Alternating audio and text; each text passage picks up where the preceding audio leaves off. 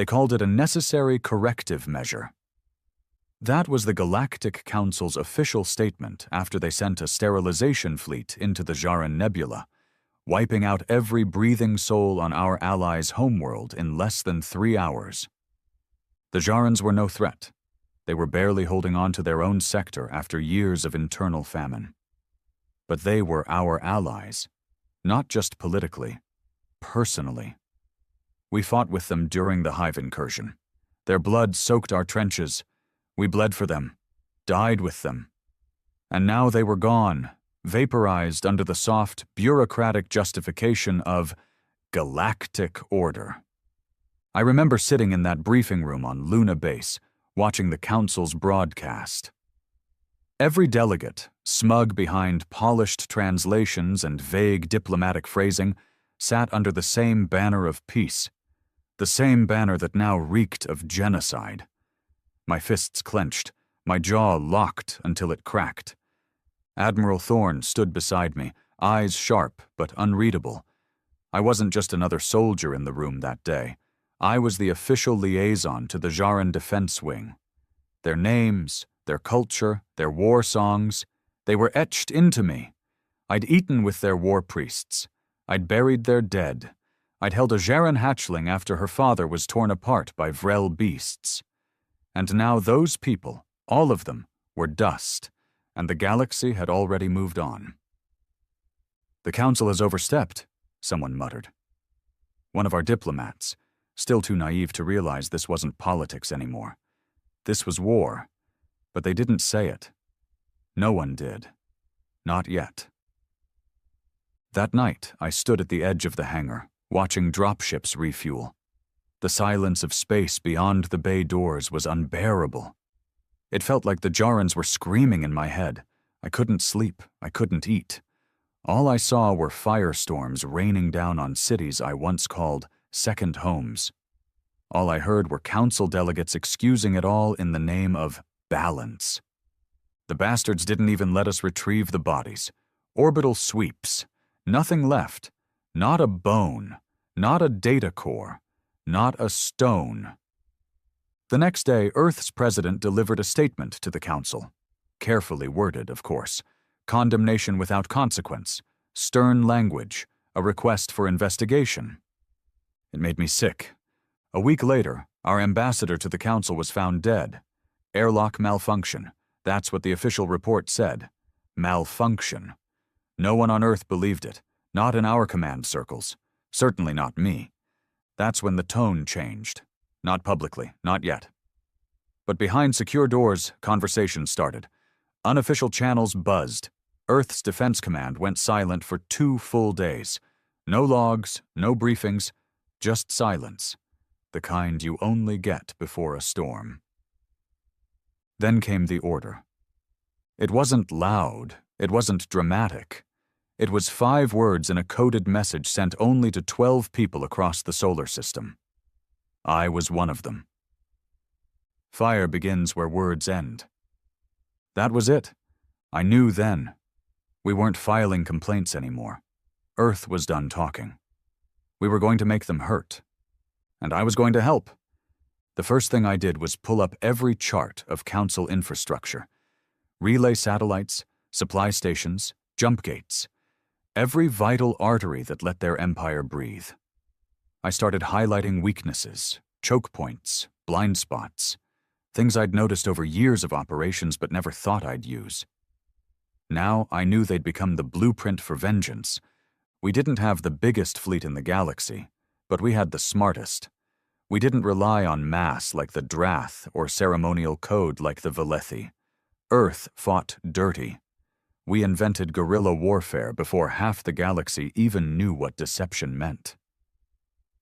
And now we were going to make the Galactic Council remember why they used to fear us.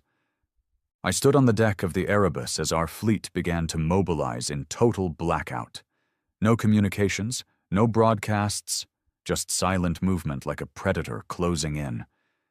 They thought we'd do nothing. They were wrong. They thought Earth still played by their rules. They were about to learn. Earth doesn't talk after betrayal. It burns. They thought we'd hesitate. They always thought that about humans, that we were too young, too impulsive, that our morality would hold us back, that we'd debate and vote and protest while the stars bled around us. But they forgot one thing. We remember, and we never forgive. The Erebus sat in the darkness near the broken rim of the Syrax's belt, a forgotten region filled with dead rock and rogue comets. No civilian traffic, no patrols, perfect for hiding a fleet. Not a big one. Earth didn't have numbers, but we had teeth. Our stealth cruisers had been stripped of all diplomatic insignias. No more Earth banners, no friendly transponders, no ID, just matte black hulls and silent engines. Ghosts. And we were ready to haunt the Council. Admiral Thorne stood in the middle of the tactical bay, surrounded by the captains of Earth's shadow fleet. Men and women hardened by 20 years of silence, backroom operations, and off-the-books warfare. These weren't the ceremonial faces Earth showed the galaxy. These were the real ones, the wolves behind the curtain. "We strike first," Thorne said. His voice never rose above a low growl, but it cut deeper than any shout. "We strike hard. We do not negotiate. We do not offer surrender." A captain raised a hand. "Do we tell them who did it?" Thorne turned to me. "You want to answer that, Commander?" I looked at the hologram between us. 12 jump gates, dozens of resource hubs, civilian ports, military stations, all Council-owned, all vulnerable in different ways. "No," I said. "We don't say a thing." They all stared. "If we do this right," I continued, "they won't need us to sign the strike. They'll feel it in their bones." Silence fell. Then Thorne nodded once. "Commander Wren takes point. First strike group. 3 ships, minimal crew, maximum fire." That was me. Reen! My father had died in orbit during the Hive War. My brother had bled out beside a Jaren convoy. My friends? Buried across a dozen cold moons. I didn't wear grief like a badge. I wore it like armor. I selected our target. Gathar 9, a communication nexus used by the Council's border fleets. It was unguarded, arrogant in its safety. They never thought anyone would hit a civilian relay station. But Gathar 9 coordinated 3 sectors. It was their voice, their eyes. And Earth was going to make them blind and deaf in one night. We launched under full stealth. The Erebus gave us clearance, then disappeared back into the belt. It was just me, the Strix, and 2 other attack cruisers, Hunter's Wake and Black Sleet, all black, all heat-shielded, no emissions. We slipped past the first satellites without a sound. Inside the Strix, I stood with my small crew. No uniforms, no names on the wall, just 7 people who knew they might not come back. We didn't need speeches, we didn't need glory, we wanted revenge. As Gathar 9 came into view, a floating cathedral of light and laziness, I gave the order. "Kill the lights." Our ships powered down external signals. Artificial gravity lowered. Engines went cold. We drifted. Like space debris. Right into their gut. The Council's security wasn't just lazy, it was pathetic. They assumed their status would protect them. That fear of fines or sanctions kept attackers away, but Earth didn't care about sanctions anymore. When we reached 40 clicks, I activated the first override. We had Council encryption keys, old ones, stolen from a defected Jaren techie years ago. Still worked. Their gates opened, their station allowed us in, and then we let hell loose. No warning, no alarms, no conversation. Strix launched plasma rounds directly into the communication core. The explosion turned night into day. Secondary blasts ruptured their power center. Hunter's Wake tore through the life support systems. One sweep. Then silence. Black Sleet dumped nanochaff into the emergency relays. No distress call ever made it out. We stayed only 8 minutes, just long enough to burn every circuit, silence every voice, and paint a message in the wreckage. Not words, not symbols. Just a simple broadcast, a silent recording of the Jaran homeworld, burning. That was it. We left before the smoke cleared. No pursuit, no trace. Gethar 9 was dead, and the galaxy didn't even know it yet. The next 2 days were chaos. Council fleets scrambled when their orders stopped arriving. Colonies waited for instructions that never came. Confusion. Panic. Silence. Then came the rumors. Unconfirmed reports of a dark fleet seen near the Syraxes region, of massive strikes against unarmed installations, of a mysterious signal sent before the destruction. The Council denied everything. Publicly. But inside their inner chambers, they were terrified. And Earth smiled in the dark. We hit again 4 days later. Darsoon Station, where Council tax records were stored. We didn't just blow it up. We erased it from orbit, no trace left. Just fire and ash. Then Mirath Depot, where the Council stockpiled military food rations. Gone. Velnari fuel fields, torched from underground. Took them months to realize how we did it. Every target we struck was vital, not flashy, not dramatic, but crucial. We weren't just punishing them, we were starving their empire. Piece by piece, and they couldn't say a word. Because to admit it would be to admit Earth had declared war. And that scared them more than anything. Because they knew what we were capable of. They remembered our history. When humans fight wars, we don't stop. Not until we bury the ones who started it. Back on the Erebus, I stood over a burning map of our next route. The heat from the holotable made sweat run down my face, but I didn't wipe it. It felt good, like something human. Admiral Thorne stepped beside me.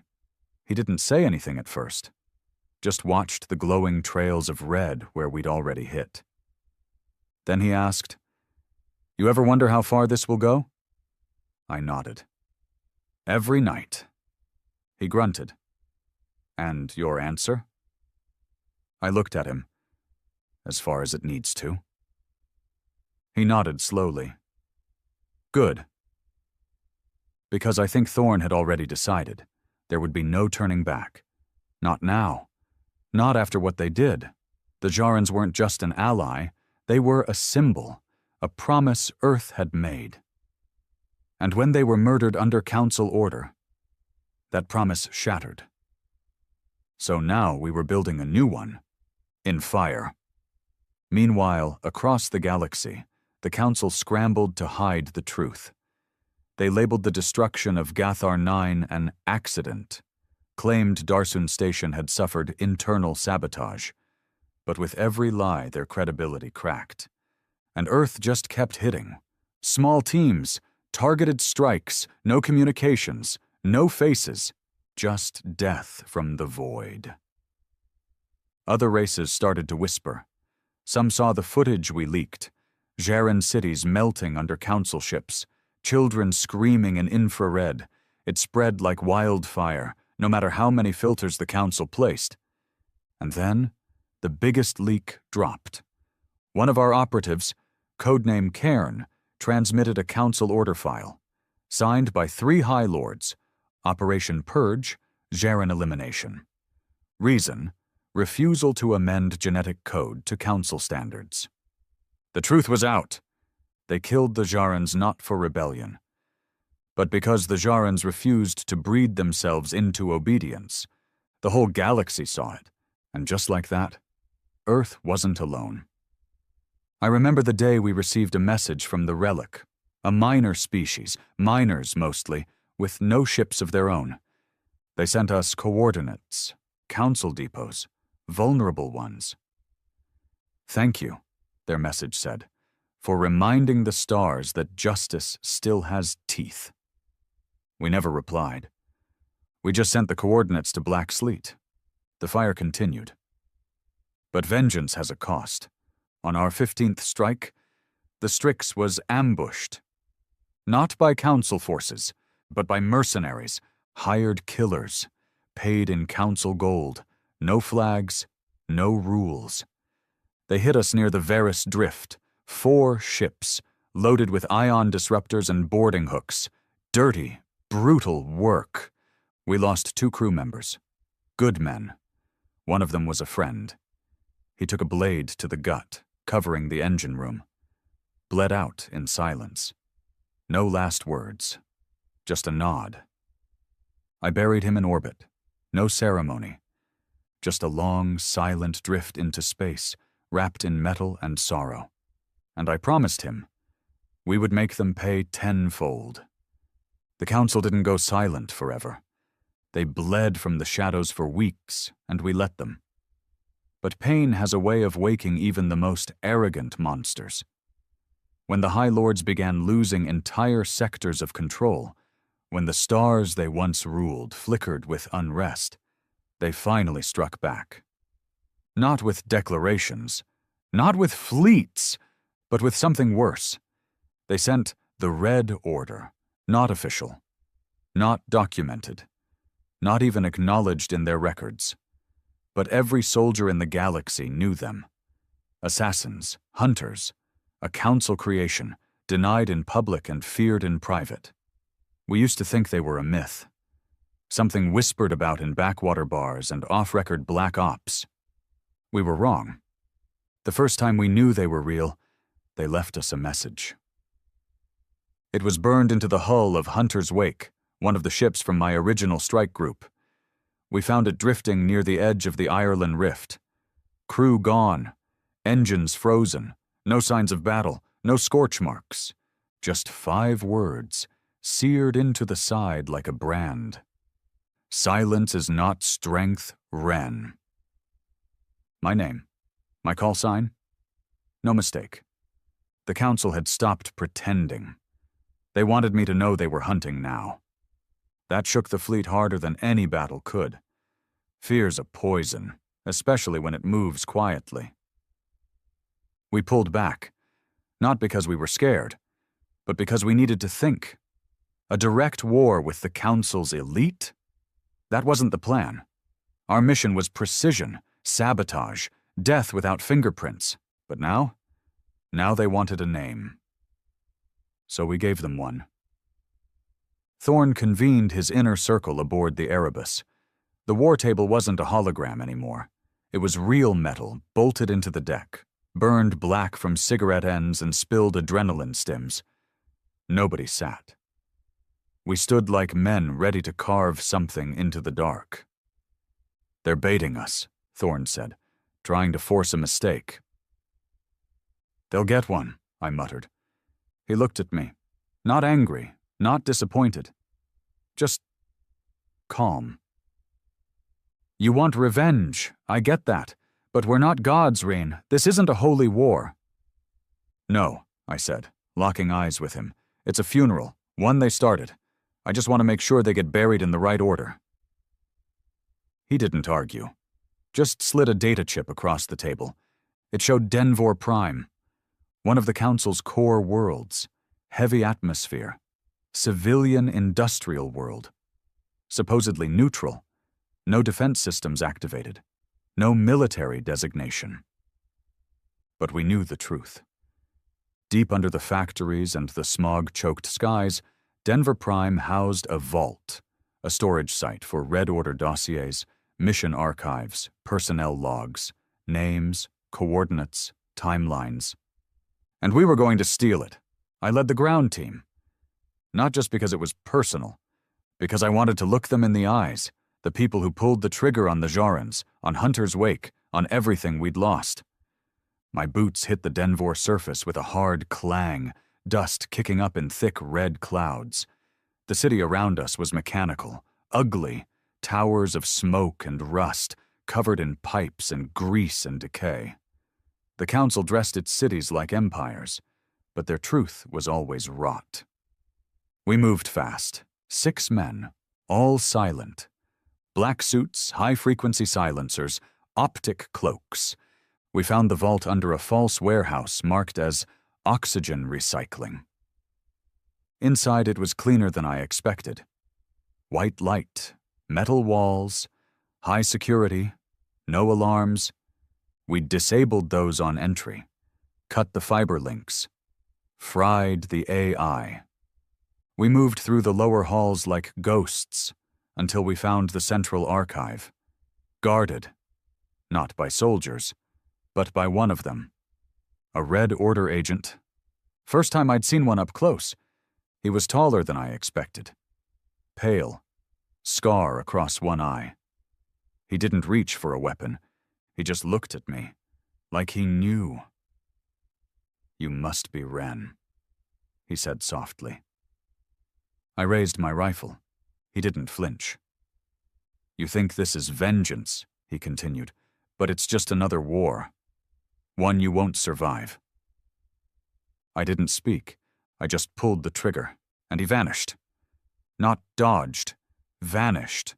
Light bent, cloaking tech way beyond anything Earth had. Then the room went red. Sirens blared. Doors slammed. We were trapped. The ambush hit in under a minute. 3 Red Order agents dropped from the ceiling, blades drawn, no guns. They didn't shoot. They wanted it close. Personal. One of my men, Bren, took a knife through the chest before he even screamed. I tackled his killer, cracked his neck against the wall. Another sliced through Varn's leg. He went down hard, screaming, blood spraying in arcs across the white walls. I snapped into full kill mode. No hesitation. No mercy. I fired point blank into the cloaked shimmer, twice, and the body dropped with a wet thud. By the time it was over, only 3 of us were standing, and we were breathing fire. We tore through the vault doors with a portable sonic drill, hacking the core console. Minutes felt like hours. Finally, the data chip was in my hand, containing every Red Order location and mission report from the last 10 years. Names, bases, flight paths, all of it. We ran. One man bled out on the escape craft. Another lost a hand. I didn't care. I'd gotten what we came for. Now I was going to light the stars on fire with it. Back aboard the Erebus, we reviewed the files. The room was dead silent. Every screen flickered with red stamped files, orders signed by the same council leaders who'd once sat on peace panels. Now, we saw the rot behind the curtain. They'd assassinated diplomats, tortured defectors, poisoned entire settlements that resisted genetic compliance. And worst of all, they'd planned the Garan Purge 6 years in advance. That wasn't justice. That was genocide, cold and calculated. "Burn them," Thorne said. "Burn every single one of them." I looked down at the list. There were over 300 known Red Order bases scattered across Council territory. We wouldn't hit them all, but we'd hit enough. And we'd make sure every Council bastard with blood on their hands knew what it felt like to lose. We started with Surat Moon, a medical outpost, secret, hidden under surface layers, staffed by Council scientists who performed body enhancement trials on captured species. They said it was research. We called it torture. We didn't ask questions, we just hit it. Orbital fire, no warning, no survivors. Then Falrex Station, a comms hub masquerading as a trading post. The Red Order stored blackmail intel there, audio files, black box confessions, bribes, leverage they used to keep neutral worlds quiet. We didn't just destroy it, we broadcasted it, across every channel, every frequency. Secrets spilled into the stars. Council corruption laid bare. Suddenly, their allies weren't so loyal anymore. The Velethi suspended trade. The Arun pulled back their embassies. Even the silent, cold-blooded Dreth Syndicate, who never took sides, sent out a neutral statement of strategic disengagement. The Council was cracking, and Earth kept swinging. After the fourth strike, black sleet went dark. No signal, no distress. Gone. We found fragments later, hull chunks, burned bones. Red Order signatures were all over the wreckage. They'd learned. They were adapting. Just like us. And that's when I realized something. This wasn't revenge anymore. This was a new war. One not just between Earth and the Council, but between the truth and the lie they called peace. We had started as a whisper in the dark. Now we were thunder. And we weren't done. Not by a long shot. The hardest part wasn't the killing. It was the silence after. There's something cold about orbital fire. 1 minute you're staring at a planet with lights, motion, life. The next, just smoke and silence. It doesn't scream, it doesn't beg. It just dies, quietly. And then you go back to your ship. You sit, you breathe, and you wait for the next name on the list. We'd taken out 12 Red Order installations in 2 weeks. Fast, ruthless, unrelenting. But every hit made them smarter, more paranoid. Their movement slowed. They started pulling their assets inward, back to the core worlds, back to Corellian Prime, the central jewel of the Council's empire. Untouchable, they believed. Impenetrable. They were wrong. Corellian Prime wasn't just a city planet. It was the heart.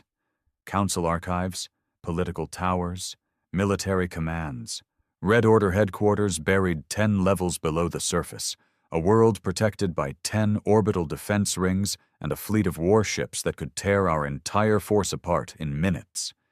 It was suicide.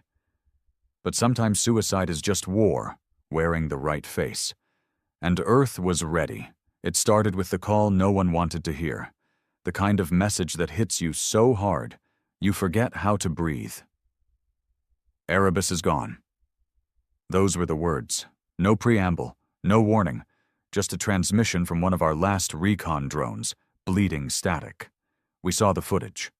Erebus, Admiral Thorne's ship, ambushed in orbit above Barath's shard. Council assassins cloaked in civilian transports.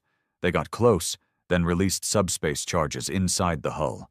Erebus imploded before anyone even screamed. No survivors. Admiral Thorne was vaporized, and with him, our command link. For 22 seconds, the fleet was in chaos. No orders, no hierarchy. Ships drifting, crew frozen. Then I stepped forward. Not because I wanted to, because nobody else would. The message I sent was simple. This ends on Corellian Prime. There were no cheers, no rally, just quiet nods. Every soul in our fleet knew the cost. But no one flinched. The plan was desperate, and that's what made it beautiful. They would never expect it, because no one would ever be crazy enough to try it.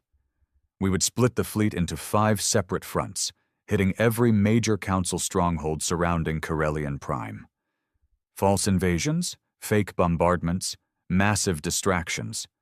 And while they scrambled to stop us, I'd lead a microforce directly into the heart of Corellian, not to fight, to detonate.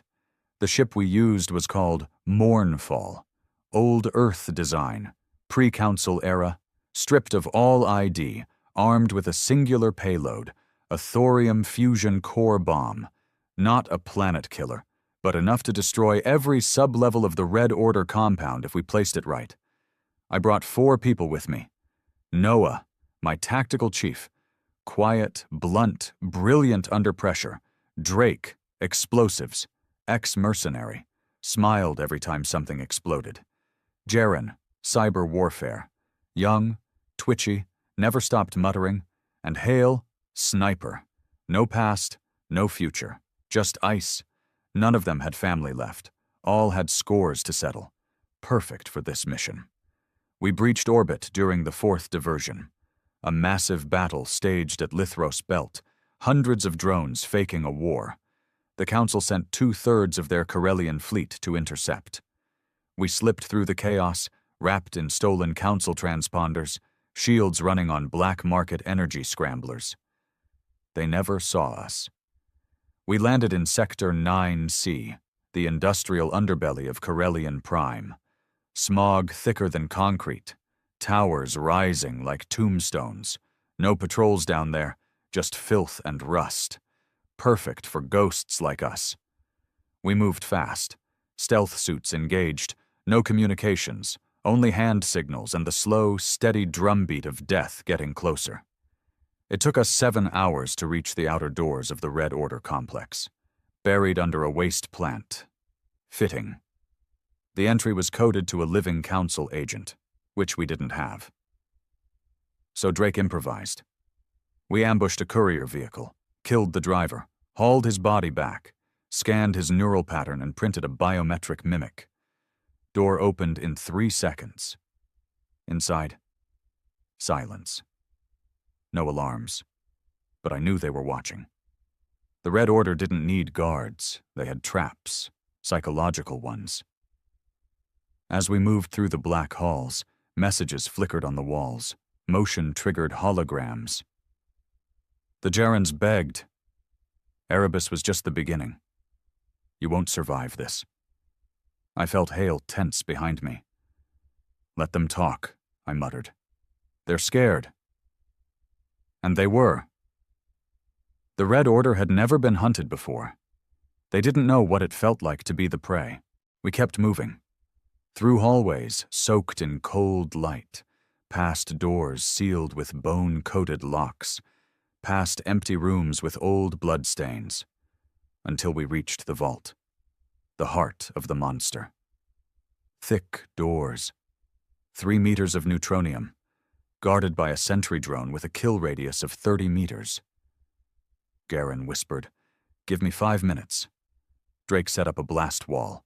Hale crouched, rifle aimed at the drone's core. Noah covered the corridor.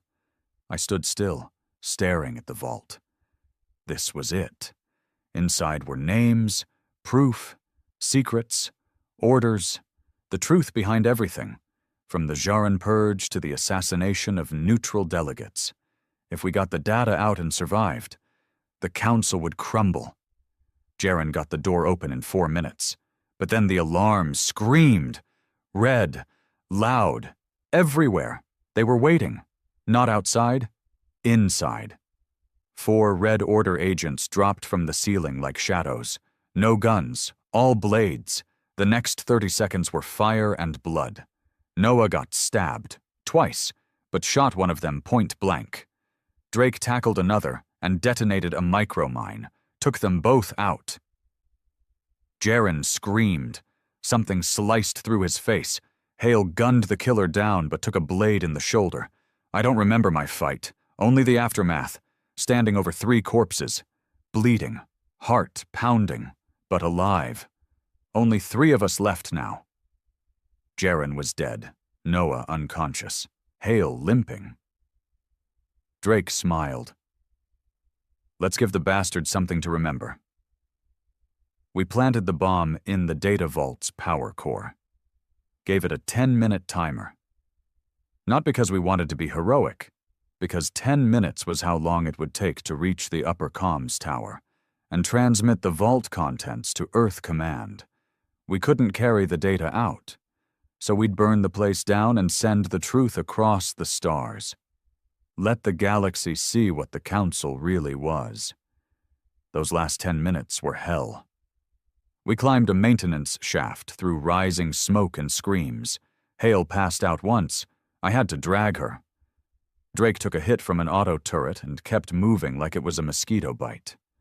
We reached the comms tower with 45 seconds left. I jammed the chip into the console. Hit transmit. The signal flared, bouncing off 6 old Earth relays still buried in deep space.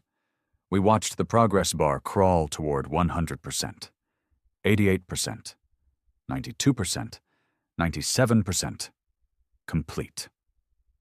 Drake turned to me. You ever wonder if they'll forgive us? I shook my head. I hope not.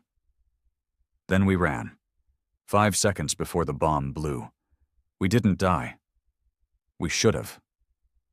But Hale had triggered a gravity cable on the way out, launched us clear into the waste chasm below the city. The blast wave hit seconds later. Everything above us shattered. The Red Order vault? Gone.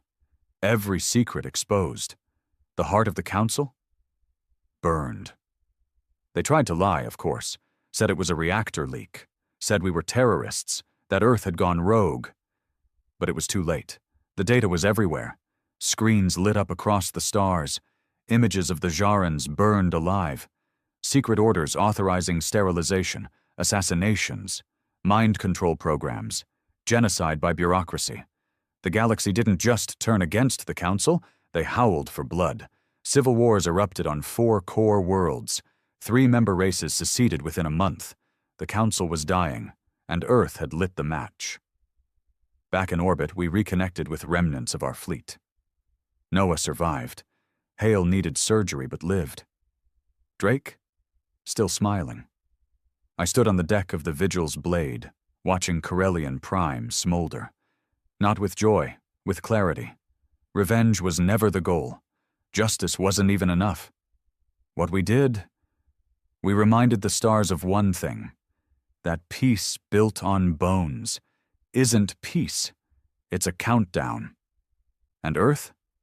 Earth always answers when the time runs out. You'd think burning the Council's heart would be the end. It wasn't. It was the beginning of something worse. Corellian Prime was a smoldering corpse. The Red Order's vault was ash. The Council's secrets were out. The galaxy had seen the truth, and the galaxy was angry. But anger is wild, unpredictable. It doesn't always turn into unity. Sometimes it turns into madness. Within a week of the Corellian transmission, everything unraveled. The Theran Combine, longtime Council trade enforcers, declared neutrality. They seized Council-owned stations in their sectors and armed their merchant fleets. Not in support of Earth, but because they smelled blood in the water. The Dreth Syndicate, notoriously quiet, launched silent strikes on Council logistics hubs, wiping out supply chains, then offered to negotiate new shipping rights for a price. The Velethi, so-called champions of peace and balance, issued a single statement. We have upheld the lie for too long. We will no longer do so. Their ambassador pulled out of every joint council agreement in one day. And the rest? The weak, the scattered, the ones too small to fight. They panicked. Some begged Earth for protection. Others armed themselves, expecting Earth to turn its guns next. It was chaos. And in the center of it all, we stood silent. Not heroes, not tyrants, just the spark. We regrouped on Acer Station, one of the last Earth-commanded outposts still running at full power. The Vigil's blade docked under heavy guard. I stepped out with Drake and Hale, both still banged up but alive. The place felt different. Not just the silence in the corridors, but the way people looked at us. Some stared with awe, others with fear. We had become something else now. Not soldiers, not rebels, symbols, and I hated it. Admiral Mardek greeted us, Thorne's replacement, clean-cut, hard-eyed, and too polished. He didn't shake my hand, just nodded and walked. "Congratulations," he said coldly. "You made Earth famous again." I stared at him. "We didn't do it for applause." "No," he replied. "You did it for vengeance, which we weaponized." I knew that tone. The same voice politicians used before they turned blood into policy. We were tools now, and Mardek was sharpening us for something else. He laid out the strategy, Earth ascendancy. That's what they were calling it. The Council was collapsing, power vacuums everywhere. Earth's name, burned into every screen, had become a rallying cry. So Mardek's new doctrine was simple. Fill the void. He wanted to place Earth-aligned governments on liberated planets, set up trade hubs, build outposts, spread protection through firepower and diplomatic coercion. "Humanity doesn't get this kind of chance twice," he said. "We either rise, or we fade back into the dirt." I asked him one question. "And who leads it?" He didn't blink. You. I laughed in his face. Not out of pride, out of disbelief. I wasn't a leader. I was a killer. I had blown apart vaults, snapped necks, burned cities from orbit. And now they wanted me to wear a uniform and call it salvation? Drake was more blunt. You want Ren to wear a crown made of skulls and act like it's gold? Mardek didn't even flinch. Number, I want him to remind the galaxy who kept the fire burning when everyone else ran. Hale, still wrapped in med gel, looked at me and said nothing. That silence was worse than any order. In the end, I agreed. Not because I believed in Earth ascendancy, but because I knew if I didn't control what came next, someone worse would. The kind of man who used phrases like necessary civilian containment and strategic resource recovery. The kind of man like Mardek. So I became the face, the war-scarred commander who broke the council, the voice in a dozen broadcasts telling worlds you are no longer under their rule. I shook hands with Valethi senators. I sat in negotiation rooms with blood still under my nails. I walked through Jaran ruins, alone, and left nothing but silence. Everywhere we went, we installed governments, Earth-backed, Earth-armed. Some called it liberation. Others called it conquest. Both were right. But power poisons fast. It started small, a council archive discovered on the edge of the Velis cluster, detailing covert deals between Earth's old politicians and the very monsters we burned.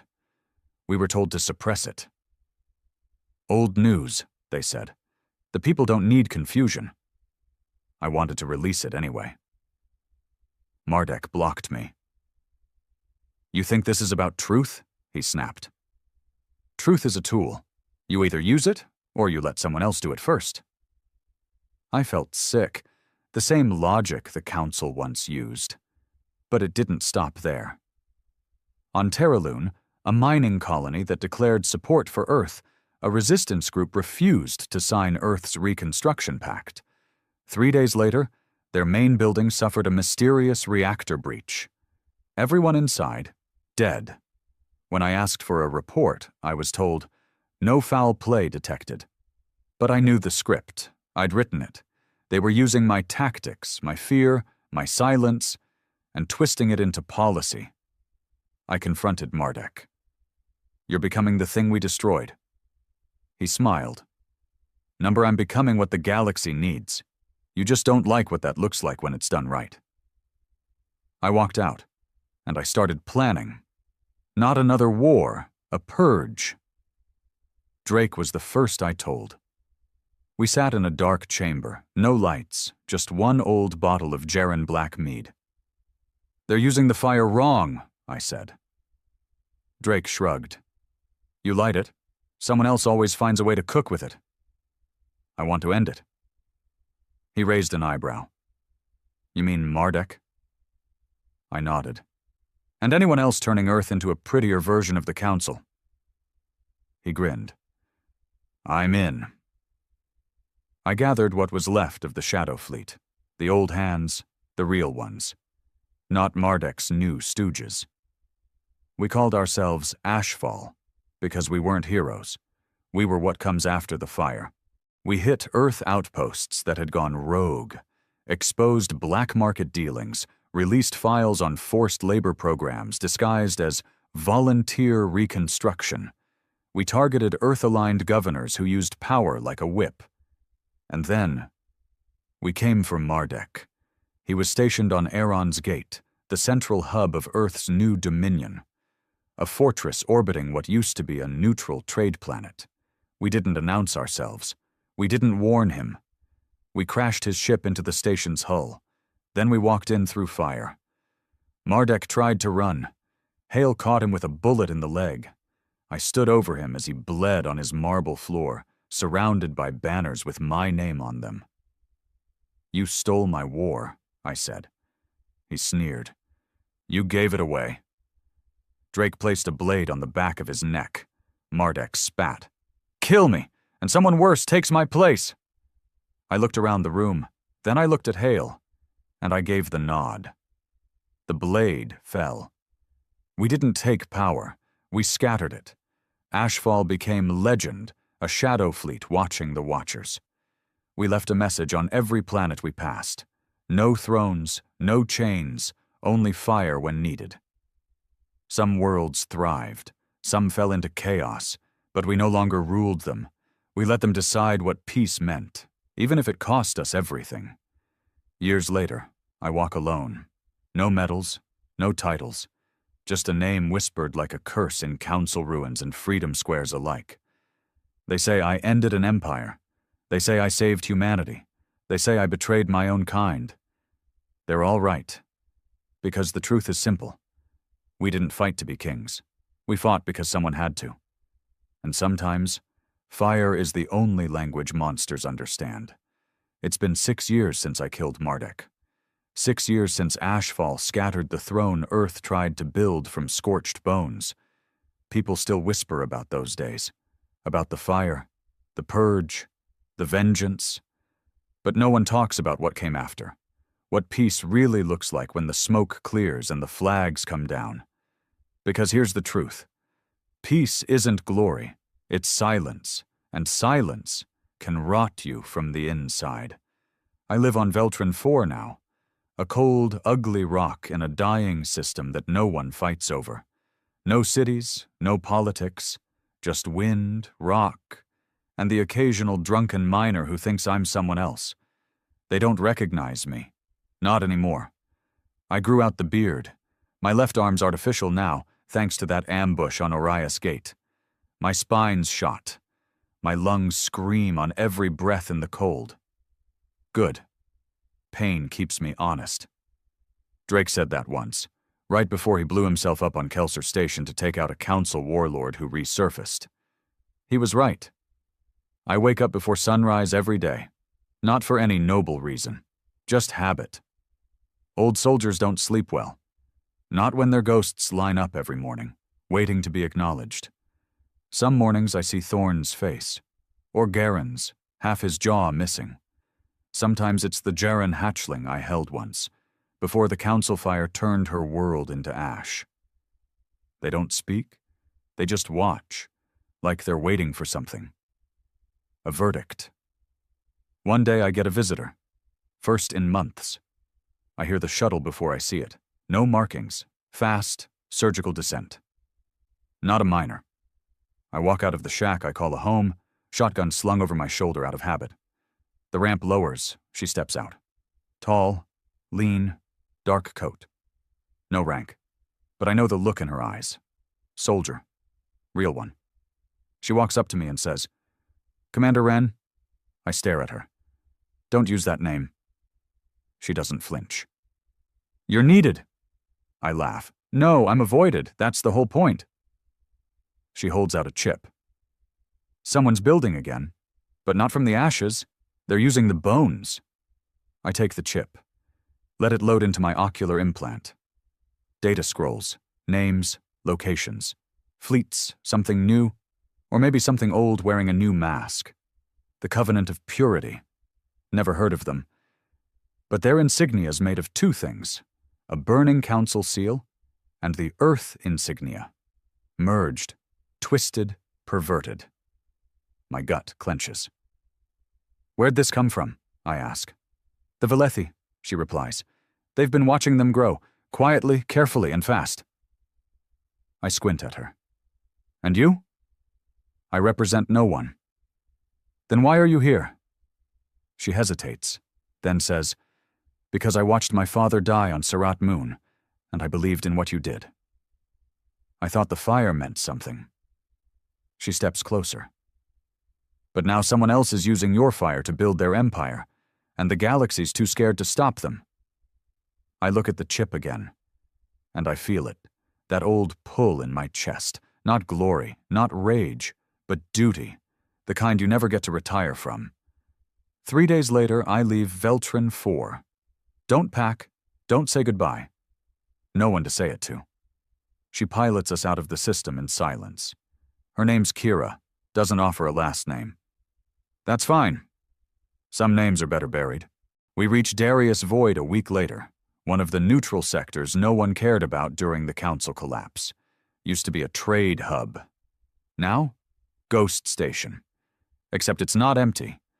We scan activity. Ships, not big ones, but fast. Modified, armored, black market builds. But too uniform to be random pirates. They're organized. Kira whispers, "That's where the Covenant stages their outer patrols." I ask, "Any infiltrators?" "None survived." I nod. "That's about to change." We land silent. Stealth insertion, just like the old days. The air inside the station tastes like copper and sweat.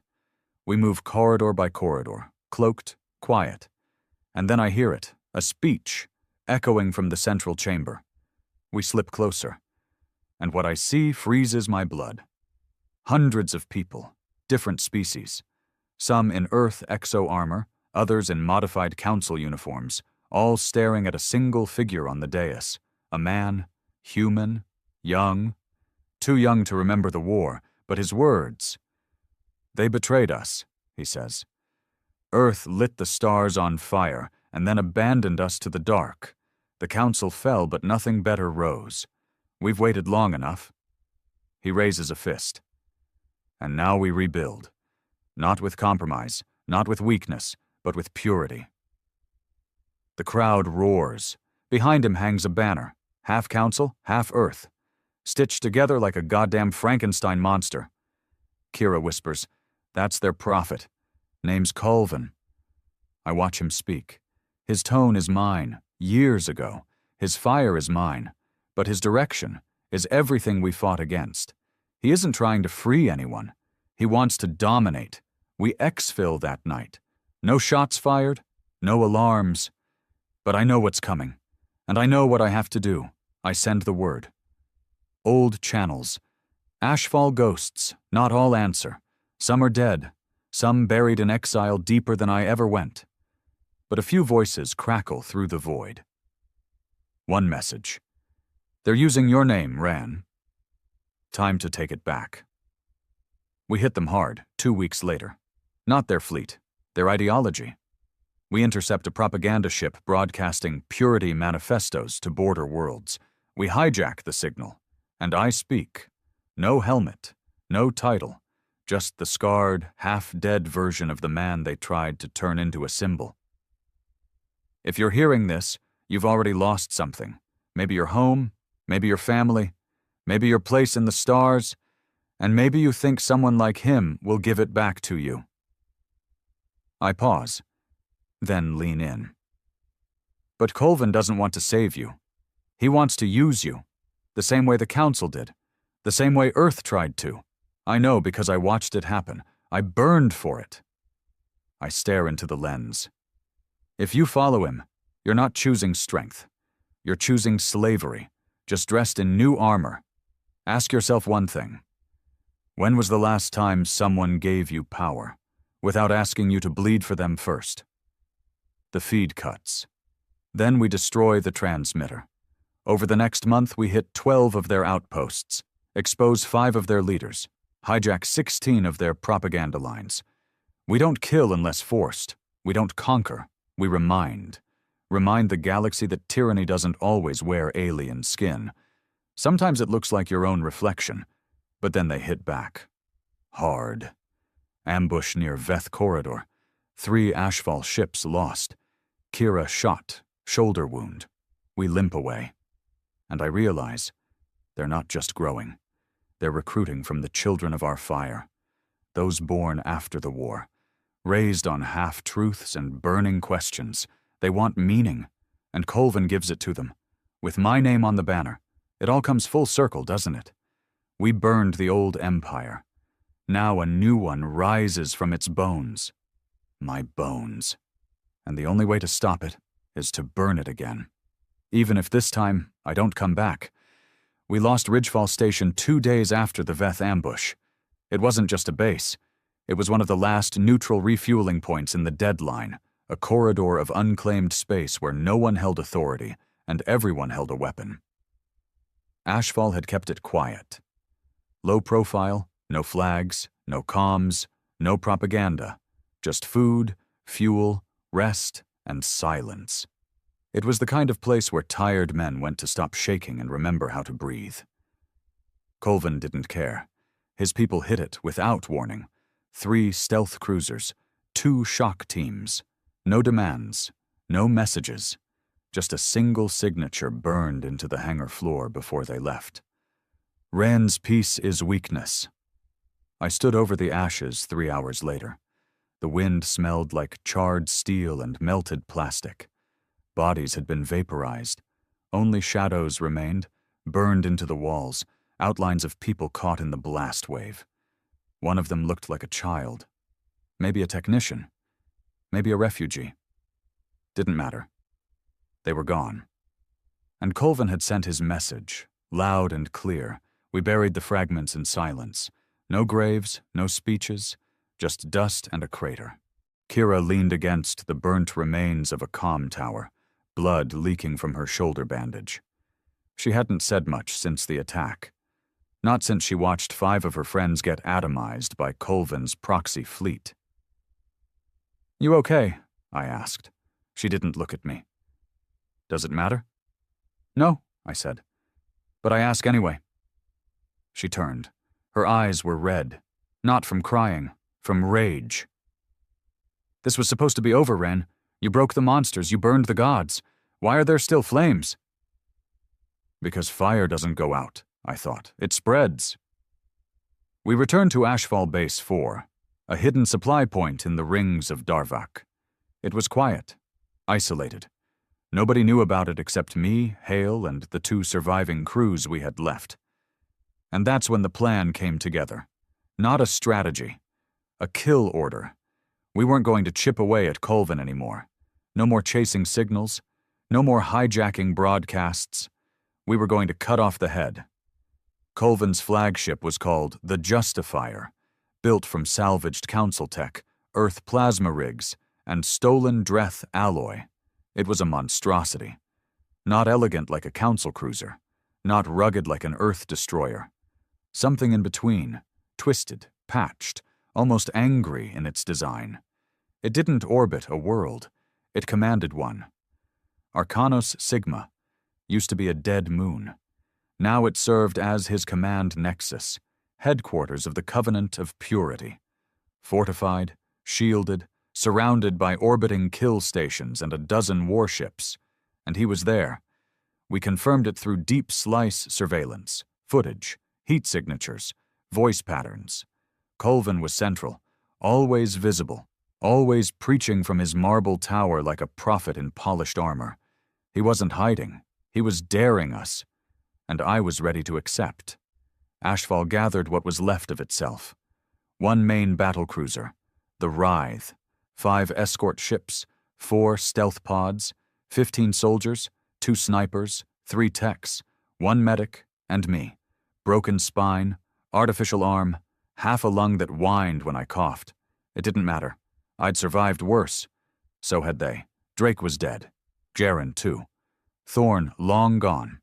Hale missing in action, taken 2 years ago during a failed op on Helena's Verge. I hadn't heard from her since. Maybe she was alive. Maybe not. But I still carried her tags, because I knew this might be the last fight. And if it was, we'd go out the way we came in.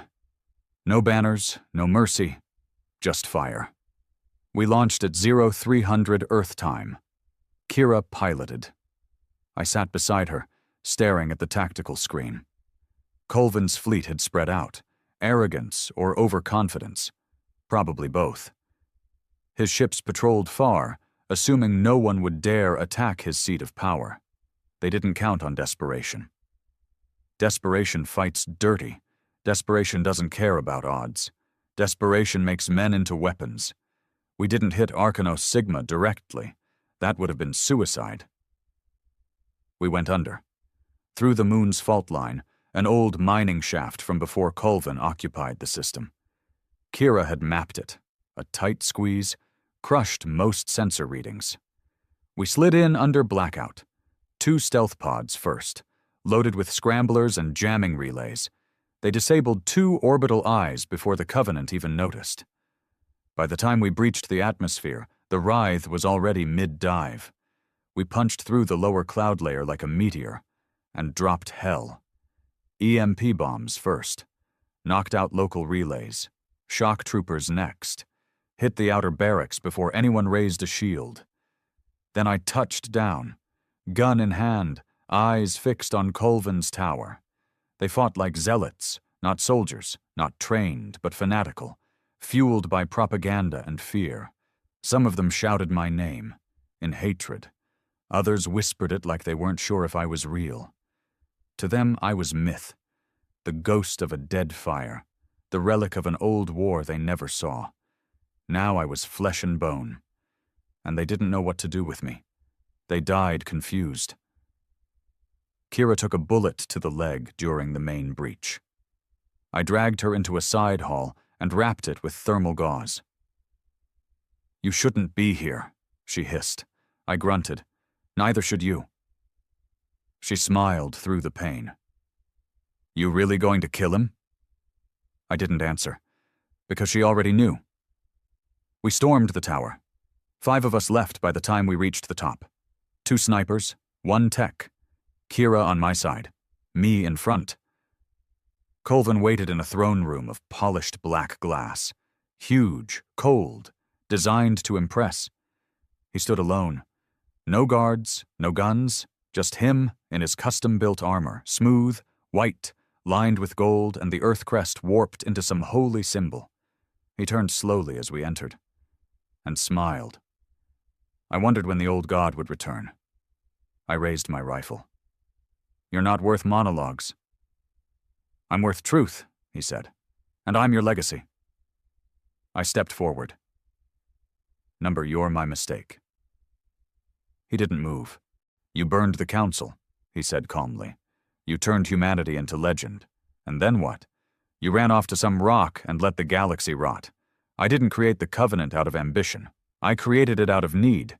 You abandoned the fire. I rekindled it." Kira growled behind me. "With executions and mind control sermons?" Colvin ignored her. His eyes never left mine. "I don't want to fight you, Ren. I want you to see." He motioned to a hollow display behind him. Dozens of systems. Order, control, compliance. He showed refugee fleets given homes, food stations protected from pirates, settlements turned into cities. "You call me a tyrant," he whispered, "but I gave peace."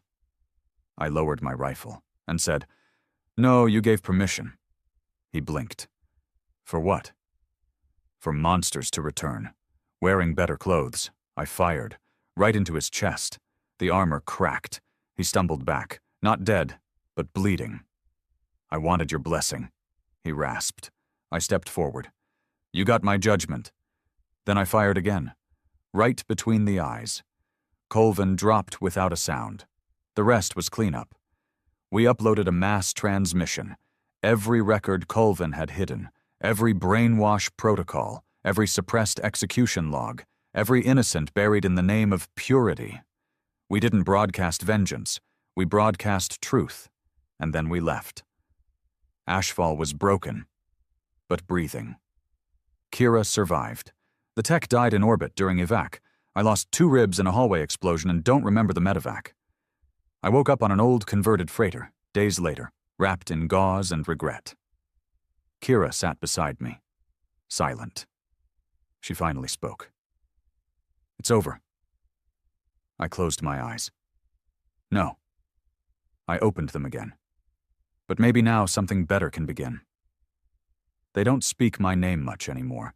Not on the outer colonies, not in the old Earth sectors, only in the places where silence still rules, where power waits to grow new masks. They say I died on Arcanos Sigma. They say I was never real. They say Ren was a myth built to justify fire. Maybe they're right. Because I'm not a hero, not a leader, not even a soldier anymore, just a man who watched the galaxy burn twice, and still walked through the smoke. I never meant to survive it all. That's the honest part no one writes into the records, if there are even records left. They'll carve your name into some wall, twist your story into something tidy and noble. But no one ever talks about what happens when the fire's done burning and you're the one left standing in the ash. You become a ghost, not because you died, but because the world moves on without you. After Arcanos Sigma fell and Colvin's covenant collapsed, we expected chaos. It never came. Instead, something worse did. Stillness. No more mass purges. No more rebellions. No screaming propaganda fleets lighting up the stars. Just fractured systems and leaders too tired to shout, too wary to fight, and too scarred to trust again. Kira called it the ghost hour of history. "You ever seen a soldier keep watch after a battle that never comes?" she asked once, sitting under the broken sky of Feralis. "That's what the galaxy feels like now. Everyone's waiting for something that already happened." I understood. I felt it too, every day. Ashfall didn't disband, not really, but it scattered, quietly. Some of them went home, if home still existed. Others joined relief fleets. A few vanished into the deep systems, where even light dies slow. Kira stayed a while, then left, said she was going to work with the Valethi on rebuilding neutral trade networks. "Something boring," she told me, smiling. "Something peaceful." I didn't argue. I just watched her leave. Didn't even say goodbye. Didn't need to. Some things are understood in silence. Me? I went back to the dirt. Found a moon called Cethys III. Middle of nowhere. No political value, no ore. Just sky and stone and wind. I built a shelter near the ridge. Same tools, same hands, same scarred arm. Simple. Just like the Jarans taught me once, a lifetime ago, before the council burned their songs into dust. Some days I plant things in the soil, knowing they won't grow. The frost eats most of it. But I keep planting. Habit, I guess. Hope, maybe, though I'd never admit that out loud. One day, an old man from the settlement 4 clicks down came by. Name was Relin. Weathered face, worn boots, talked like he chewed stone for breakfast. "Name's Ren, right?" he asked, squinting through dust. I didn't answer. He grunted. "Didn't think you'd be so normal." I stared at him. "Disappointed?" He smiled.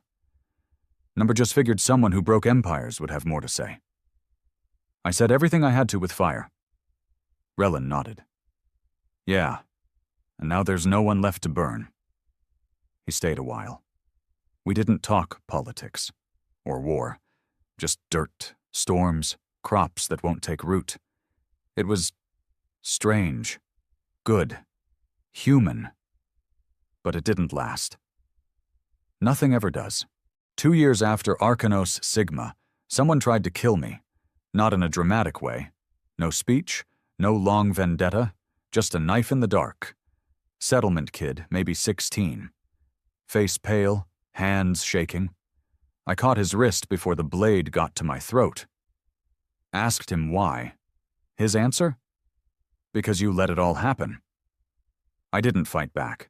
Just took the knife, gave him food, told him to go home. Didn't report it. Didn't tell Relin, didn't tell anyone. Because he wasn't wrong. Let me tell you something no one teaches in the academies, or the barracks, or the fancy tactical halls they rebuild every time another hero rises. There's no such thing as clean victory. You don't end wars. You pause them, until someone else finds a reason to pick up the sword you buried. Colvin proved that. Mardek before him. Even Thorn, in his own way. And me? I gave them the blueprint. I burned the first one. But I left the matchbox behind. Sometimes I wonder what Hale would have said if she was still around. She always saw through things, especially me. "Your biggest weakness," she once said, "is thinking fire is a final answer. It's not. It's a tool, and tools get stolen." She was right, and I should have known better, but I didn't. And now I live on a rock that doesn't care if I once shouted at the stars. Maybe that's fair, maybe that's justice, or maybe it's just time doing what time does, erasing men too dangerous to remember but too loud to forget. One morning, I woke up to a voice outside. not a knife, not a ghost, a child. Girl, maybe 12. She stood there holding a cracked datapad, wrapped in cloth. Didn't say her name. Didn't need to. "Are you the man who stopped the council?" she asked, eyes wide. I looked at her, at the way she clutched the pad like it was sacred. "No," I said, "but you're Ren." "I used to be." She blinked. "I read about you in a file. It said you did bad things."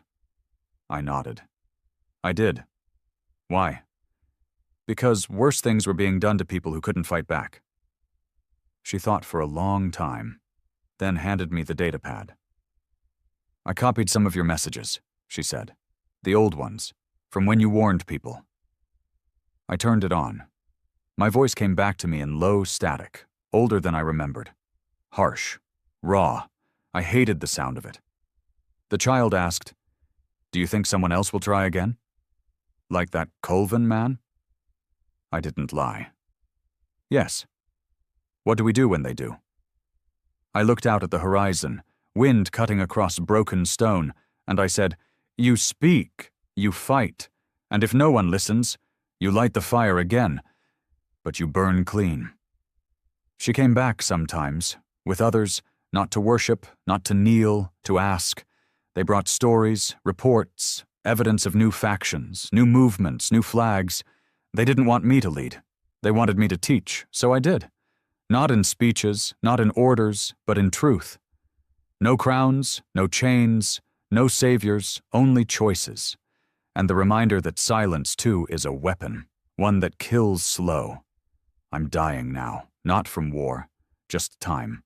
Old bones, bad lungs, an arm that sparks when it rains. I write this from the same shack I built with my own hands. Not to inspire, not to confess, just to record. Because history isn't shaped by heroes, it's shaped by the broken, bleeding men who refuse to let monsters sleep easy. If you're reading this, don't make me a martyr. Don't carve my name. Remember what I did. But more importantly, remember why, because someday someone will stand in front of you again, shining, promising order, claiming purity, and when they do, don't talk, don't wait, burn them.